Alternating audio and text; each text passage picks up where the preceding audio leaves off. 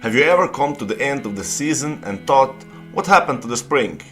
You remembered when cherry blossoms bloomed, but the next thing you know, the tulips have lost their petals, trees are bursting forth in lush hues of green, and the water is 18 degrees. Without even noticing the spring, summer arrived, and you find yourself thinking, spring just came and went. Time must be moving faster. I hate to break the news to you, but when you reach the end of that season, time didn't occur any differently. If you missed the season, that 3-month marker of time tied to the rotation of Earth, you were not paying attention to it. That's how powerful our automatic subconscious programs are. I know you are Joe Dispenza fan, and what you are about to hear is based on his teachings. Find out how to enter that place of your biggest power. In our current 21st century lives, it's not easy. There's always something coming up that we need to prepare for or anticipate, and our lives are so well documented that it's never been easier to get lost in the past. Given the fast-paced and hectic schedules most of us keep, a base level of anxiety, stress, and unhappiness is the new norm. You may not even realize it, but this tendency to get sucked into the past and the future can leave you perpetually worn out and feeling out of touch with yourself. The cure for this condition is what so many people have been saying all along: conscious awareness and a commitment to staying in the now. Living in the present moment is the solution to a problem you may didn't know you had. You might be thinking that all of this sounds great, but what does it actually mean to live in the present moment? How could we be living in anything but the present? Stay with us and find out. Being present-minded is the key to staying healthy and happy. It helps you fight anxiety, cut down on your worrying and rumination, and keeps you grounded and connected to yourself and everything around you. Being present and exerting our ability to be mindful not only makes us happier, it can also help us deal with pain more effectively, reduce stress and decrease its impact on our health, and improve our ability to cope with negative emotions like fear and anger. Living in the now is so difficult because we are always encouraged to think about the future or dwell on our past. Advertisers, reminders, notifications, messages, and alerts are all so often geared towards the past or the future. Think about how often you're busy doing something else, perhaps even fully engrossed in it, when you're jolted out of your flow by your phone's sudden ding. Now think about how often that message or notification helps you stay present and aware of the here and now. When we engage in mindfulness or present moment meditation, we are not ignoring or denying thoughts of the past or future. We are simply choosing not to dwell on them. It's okay to acknowledge and label our past and future focused thoughts, categorize them, and be aware of their importance. The important point is not to allow yourself to get swept up in thinking about the past or future. When we are aware and present, we don't need to worry about getting caught up in thoughts of our past or anxiety about our future. We can revisit our past and anticipate what is to come without losing ourselves. As Joe Dispenza would say, the present moment is a place of your power. The existence of the eternal present moment excludes the existence of time. And since we were taught to look and watch at that device that is showing us what time it is, we accepted the existence of time. When we see days and nights changing, we have the feeling that time is passing. But that's not the case. What's happening is that the Earth is spinning around itself, and when we are on the other side from the Sun, we experience what's called night and we go to sleep. But the Earth is still spinning. Everything still exists in now. The present moment's importance cannot be understood because it's our doorway to a new future.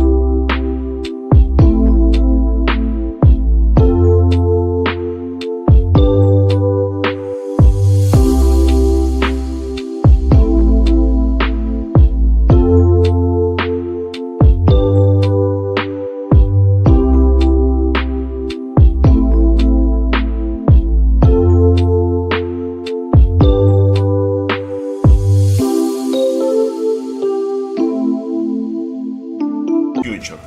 It's the place from where we send out and receive creation, as well as where we harness the focus and awareness to create and receive creation.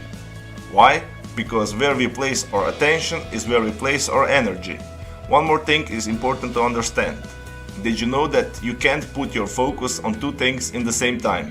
Many of you think you can, but it's simply not true. Multitasking means you can do few things in the same time, but you can only do this if you already did these same things many times before, and now you can do it unconsciously, without even thinking about what you're doing. But what would happen if I said to you, turn on the television and watch news, and in the same time listen to the song you never heard before? You think you would be able to tell me both the lyrics of that song and what the guy on the news said?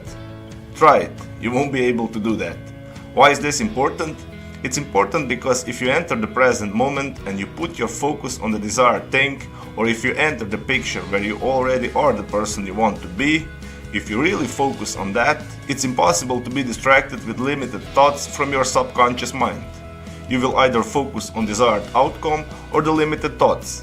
And if you keep repeating the process of being present and entering your desired new self, it will be easier every day to repeat that process, until you ultimately become that person.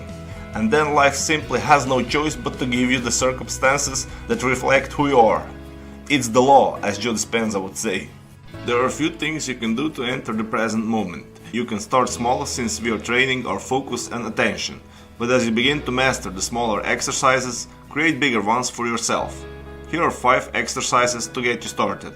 First one is, during some routine of your day, take time every day to observe a tree moving through the season.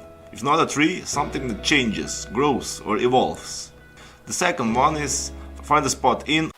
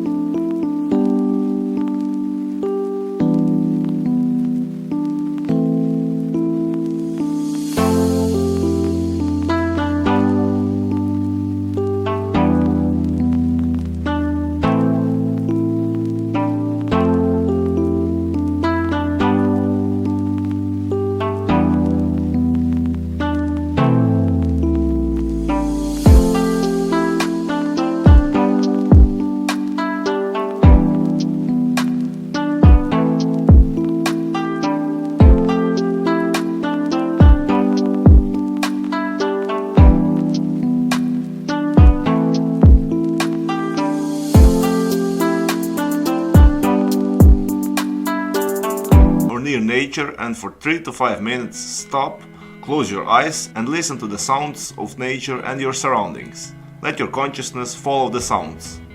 The third one is, choose a signifier in your life where every time you see it you are reminded to open your heart. The fourth one is, look up into the night sky. Just be there and watch. And fifth one, my personal favorite, just sit down for 2 minutes, if possible in a quiet place. Close your eyes and follow your breathing. Breathe in, breathe out. Follow your breath. You can also do meditation, it's probably the best practice. But if you're new to this, just start with these 5 simple exercises. Meditation is the simple exercise of closing your eyes and focusing on your breathing. There are so many variations of meditation. It can be done everywhere, but the best place to do it is somewhere where you feel comfortable. Follow your breath for 15 minutes or more. You will be so relaxed you'll forget about time and even your body. When your negative and limited thoughts are gone, you're in the perfect place to create. If you want, you can now focus on your desired life and begin the process of creation.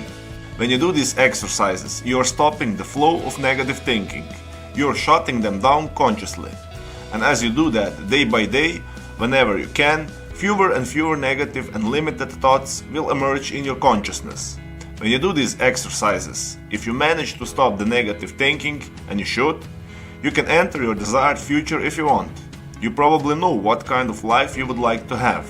Just enter that picture in your head in first person, as you already are there, as you already are that person. Feel it with all your body. Know every detail of that picture. Walk as that person in your mind, and in your everyday life also. Do this and you will rewrite your subconscious mind. And when you do, life will give you everything you always wanted. It's the way the life works. I hope this video was helpful and you loved it. If you did, give your thumbs up and share it. And let me know which part you loved the most in the comments below. And now it's time for our daily Complete the Quote challenge. If you're new to this, your job is to complete the inspiring quote we choose for you and write the answer in comments below the video. If you can give us the right answer first, you're the winner of this daily challenge. So far you were very successful. Most of you knew the right answers. That's not a surprise, the most quotes belong to Joe Dispenza, and you all are familiar with Joe's work. In the previous video we also had quote that belongs to Joe Dispenza. We were looking for two words. The quote goes like this: conscious thoughts repeated often enough become, and the correct answer was unconscious thinking. So conscious thoughts repeated often enough become unconscious thinking. Congratulations to everyone with the correct answer, and to everyone who tried but didn't guess the answer. Today we also have quote from Joe Dispenza. The quote goes like this: if you want a new outcome, you will have to reinvent a... So we are missing for two words. If you know the correct answer, write it down in the comment section. Even if you're not sure what the right answer is, try and guess. And find out the right answer in the next video. If you like this video and our challenge, give your thumbs up and share this video with your friends. Spread the word. And don't forget to subscribe and hit that bell button. By doing that, you will get notification when my new video and new challenge is out. If you really like what we do here and want to support us, you can join our channel and our community for a symbolic fee and gain many other additional features. You can do that by clicking the join button next to the subscribe button, or you can click on the link in the description of this video. Stay good and have a great day!